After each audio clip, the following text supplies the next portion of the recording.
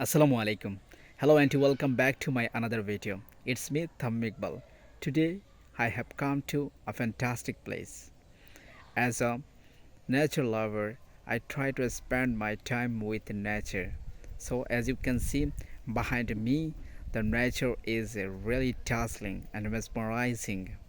After coming here, I'm just in front of the camera and I thought I should share with you the nature. As you can see, the nature is really outstanding. To be frankly, I can say that.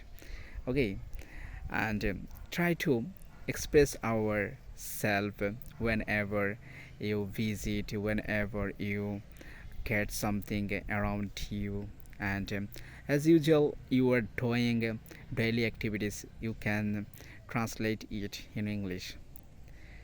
This is the way you can develop your English. I think that. Okay, so today's my purpose is to practice English and show you the nature of my village, and I believe that those who are situated in village area, they get usually this kind of nature and they can enjoy the time with nature. I believe that. Okay, and